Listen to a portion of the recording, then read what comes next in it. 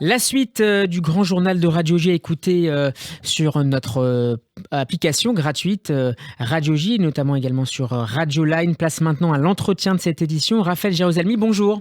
Jérusalemi, bonjour. Bonjour. Merci d'avoir accepté notre invitation cet après-midi. Vous êtes écrivain, ancien officier du renseignement israélien. On a appris tout à l'heure que les chefs de la diplomatie française, britannique et allemande discuteront demain avec leur homologue américain, le nouveau secrétaire d'État américain Anthony Blinken, du dossier iranien. Est-ce définitivement le retour de la diplomatie dans ce dossier Oui, c'est le retour de la diplomatie, mais dans une simple tentative, des premiers pas à tâtons pour voir à quel point les Iraniens sont prêts à négocier de nouveau l'accord de Vienne, un accord qui ne sera pas du tout le même que celui de 2015.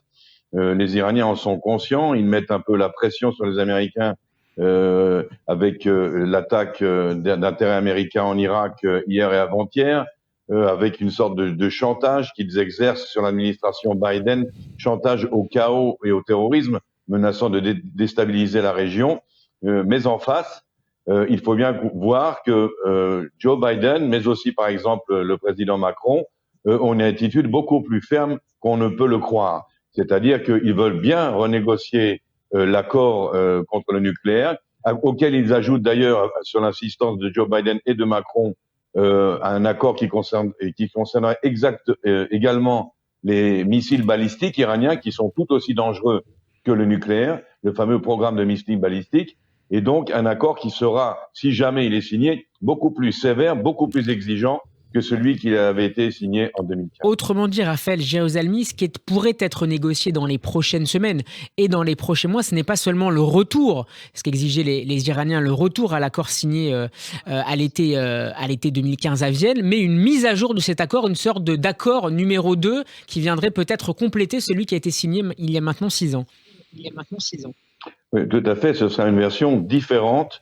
On demandera un accès beaucoup plus facile et beaucoup plus souvent des inspecteurs de l'énergie atomique mondiale, alors que les Iraniens, justement, sont en train de menacer de les empêcher de venir en Iran ou de visiter les sites nucléaires. Il y aura beaucoup plus d'exigences, beaucoup plus de conditions, et seulement lorsque ces conditions seront agréées par les Iraniens, pourra-t-on envisager la levée des sanctions. Alors, tout cela, évidemment, n'arrange pas du tout l'affaire des Iraniens, qui, eux, comme je vous l'ai dit, préparent une sorte de riposte, de menace par rapport à la stabilité au Proche-Orient, mais cela est aussi pris en considération par les Anglais, les Français, les Américains, c'est-à-dire qu'on va aussi avoir un œil, donc en plus du nucléaire et des missiles balistiques, un œil sur les activités, effectivement, de déstabilisation que mène l'Iran dans plusieurs régions du monde. Avant de revenir sur la stratégie, la tactique iranienne de ces dernières semaines et ce qui pourrait advenir à court terme, on va insister peut-être avec vous d'abord sur le jeu, l'influence que cherchent à avoir sur ce dossier, notamment les Européens, et en particulier Emmanuel Macron. Le président français s'était dit favorable d'une part à la reprise des négociations et aux efforts américains que souhaiterait mener le nouveau président américain Joe Biden. Il se présentait, Emmanuel Macron, comme un éventuel médiateur facilitateur, ce sont ces termes dans ce dossier. Est-ce que vous pensez qu'il pourrait véritablement poser dans ce nouvel axe de dialogue entre Washington et Téhéran ? Je pense que oui, ça a toujours été l'ambition du président de la République française Macron. Il a toujours eu cette ambition de remettre, disons-nous, la France à l'avant de la scène diplomatique mondiale, de faire de la France un partenaire sans lequel on ne peut pas agir. Donc, il a cette ambition-là. Reste à savoir si les Américains lui donneront effectivement cette plateforme, le laisseront agir librement. Il est capable d'ouvrir un canal de communication supplémentaire ou un peu différent avec les Iraniens, avec Téhéran, qui peut effectivement contribuer à l'avancée des négociations. N'oublions pas qu'il y a d'autres canaux de communication. Il y a des canaux de communication surtout secrets, comme ça a été le cas d'ailleurs par le passé, entre Washington et Téhéran, qui sont déjà, à mon avis, ouverts et en fonction. N'oublions pas aussi l'équipe américaine et celle d'origine des accords de Vienne, c'est-à-dire Jake Sullivan et Robert Malley, qui étaient effectivement les négociateurs qui avaient commencé les pourparlers en secret avec Téhéran, puis à Oman. continué jusqu'à l'accord. Exactement. Donc il y a cette possibilité-là, et je pense qu'effectivement la France, l'Europe, dans ce cas précis, en tant que membre de la coalition, ont un rôle à jouer, et ça va dépendre un petit peu des Américains. Alors les déclarations, on le comprend en vous entendant, en vous écoutant, Raphaël Jérusalemi, les déclarations, les premiers gestes de cette administration démocrate sont particulièrement scrutés, évidemment notamment en Israël. Hier, le secrétaire d'État américain Anthony Blinken a assuré que la voie de la diplomatie était ouverte et il a regretté que les États-Unis, sous l'administration Trump, se soient écartés du JCPOA. Cet accord était, je cite les propos d'Anthony Blinken, était très efficace pour couper tous les moyens que Téhéran avait pour produire des matières fissiles et obtenir ainsi l'arme nucléaire. Il est malheureux que nous en soyons sortis, a précisé Anthony Blinken. Comment ces déclarations sont perçues à Jérusalem ?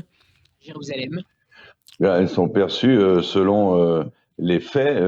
Les faits démentent ce que dit M. Blinken. C'est-à-dire ? Car c'est vrai que d'une part, il a raison lorsqu'il dit que les sanctions imposées par le régime Trump n'ont pas véritablement porté leurs fruits, puisque les Iraniens, effectivement, ont continué à enrichir l'uranium et à acquérir de l'uranium en quantité non permise, plus à installer des centrifuges aussi non autorisés dans leurs centrales.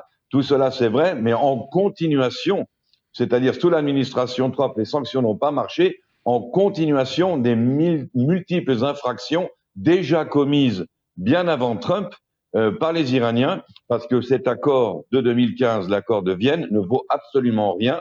Il est bon à jeter à la poubelle. La preuve en est que les Iraniens ont triché tout le long, ont menti tout le long, et qu'aujourd'hui, le véritable problème, ce n'est pas si on va revenir ou pas à un accord. Le véritable problème, c'est comment revenir en arrière. Comment s'assure-t-on que les Iraniens vont rendre ou détruire les stocks d'uranium enrichi auxquels ils n'ont pas droit? Comment s'assure-t-on qu'ils vont démanteler toutes les centrifuges qu'ils ont installées envers et contre l'accord? Notamment des centrifugeuses de nouvelle génération qui enrichissent de manière beaucoup plus rapide de l'uranium, la matière fissile dont on parle depuis tout à l'heure. Et le combustible solide qui est le dernier pas qui leur permettra d'avoir une arme nucléaire. Raphaël Jérusalemi, le guide suprême Ali Khamenei a pris la parole tout à l'heure. Il a expliqué que l'Iran souhaitait, je cite, voir des actions et non des mots pour revenir à la table des négociations. Il y a quelques jours, lors de sa première interview télévisée en politique étrangère, le président américain Joe Biden avait indiqué qu'il ne souhaitait pas lever des sanctions comme préalable à un retour des négociations. Qui va faire le premier pas finalement dans ce dossier ? Je pense que ce sont les Iraniens. Je pense que Joe Biden, bien qu'il ait une attitude conciliante et qu'il veuille éviter une confrontation avec les Iraniens, ne cédera pas. Il est bien conscient que ce n'est pas à lui, à l'Amérique, de faire le premier pas, mais bien à ceux qui ont vraiment brisé tout ce qui était inclus dans l'accord. C'est aux Iraniens de montrer patte blanche et certainement pas aux Américains. Donc, je pense que maintenant, les Iraniens sont en train de se leurrer en pensant qu'ils peuvent faire pression sur les États-Unis. Ils sont en train de prendre des risques. Tôt ou tard, les Américains et les Iraniens devront arriver à une certaine entente parce que une chose est certaine, eux, les Israéliens, n'attendront pas. Et s'il y a le moindre risque que les Iraniens se précipitent dans leur programme nucléaire, Israël attaquera. Raphaël Jérusalemi, je le disais tout à l'heure en ouverture de cette interview, vous êtes un ancien officier des renseignements israéliens. La semaine dernière a été marquée par la présentation du rapport annuel du renseignement militaire, du renseignement de Tzahal, Amman, qui précisait en divergence avec l'analyse américaine qu'il faudrait en fait non pas quelques mois, comme l'avait dit Anthony Blinken, mais a priori 2 ans pour que l'Iran obtienne une bombe nucléaire, une ogive nucléaire, et à partir du moment où la République islamique aurait décidé d'aller jusqu'au bout, ce qui semble ne pas être le cas pour l'instant. On a vu également le chef d'état-major de l'armée, Aviv Kochavi, critiquer de manière assez exemplaire l'attitude américaine de ces dernières semaines. Qu'est-ce que traduit ces prises de position successives de l'appareil sécuritaire israélien ? Bon, ce sont d'abord des signaux qui sont envoyés tant aux Iraniens qu'aux Américains, des signaux clairs et simples. Nous avons une menace existentielle qui pèse sur nous. Comme je le répète, ce n'est pas uniquement le nucléaire, car même si les Israéliens arrivaient à la possibilité de la bombe atomique, de là à s'en servir, il y a quand même un pas. Même si c'est les Iraniens, aussi fanatiques soient-ils, l'arme nucléaire, c'est quand même un gros pas à franchir. Par contre, il y a beaucoup d'autres éléments qui sont tout aussi inquiétants sur le plan stratégique et militaire. Ce sont les missiles balistiques, ce sont l'utilisation des terroristes et ce qu'on appelle les proxys, c'est-à-dire l'utilisation du Hezbollah, du Hamas, des milices chiites pro-iraniennes qui sévissent en Syrie et en Irak, la déstabilisation de la région, comme on le voit aujourd'hui au Yémen, avec les milices houthis qui sont soutenues par les Iraniens contre les pays du Golfe et l'Arabie saoudite. Donc, l'Iran pose énormément de problèmes, mais tous, en fin de compte, menacent aussi Israël, et Israël n'a aucunement l'intention de se laisser faire, de laisser ce flirt diplomatique. Nous n'avons plus le temps de flirter et de nous rencontrer dans les couloirs et les cocktails de la diplomatie. Il y a une menace nucléaire qui est présente, qui est imminente. On ne peut pas quand même attendre la dernière minute pour agir. Il faut prévenir bien avant le coup. Une dernière question, Raphaël Jérusalemi. La semaine prochaine va être un moment important dans ce dossier nucléaire iranien. Le directeur général de l'Agence internationale de l'énergie atomique, de l'AIEA, Raphaël Grossi, a proposé ces dernières heures de se rendre très prochainement en Iran pour tenter de trouver une solution. L'Iran, en effet, a indiqué, après un vote en décembre dernier du Parlement conservateur du pays, que le pays cesserait en fait finalement d'autoriser des mesures de transparence, c'est-à-dire permettre aux experts de l'AIEA de mener des inspections sur les sites nucléaires problématiques. Est-ce que c'est un élément déterminant, cette levée des inspections, des autorisations d'inspection de l'AIEA la semaine prochaine ? Pas vraiment, parce que de toute façon, ces inspections ne servent à rien. Les inspecteurs sont menés en bateau par les Iraniens lorsqu'ils viennent à Téhéran. Ils sont encadrés, ils sont menés là où les Iraniens veulent bien les emmener. On leur montre pas tout. Il y a plein d'endroits secrets qui sont restés cachés jusqu'à présent, et même les inspecteurs de l'Organisation atomique mondiale en sont conscients. Ils savent très bien qu'on leur ment. Il ne faut pas oublier non plus que le Parlement, justement iranien, qui vient de voter ces mesures-là, a aussi voté que chaque année maintenant, on enrichirait l'uranium bien au-delà de ce qui est prévu par les accords. C'est donc voté par une loi du gouvernement de Téhéran.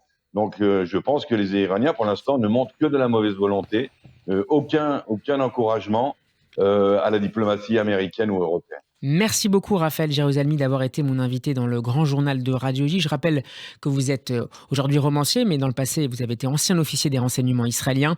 votre interview est à retrouver en vidéo sur notre page YouTube et en podcast sur radioj.fr. Très bon après-midi à vous et à bientôt sur Radio J.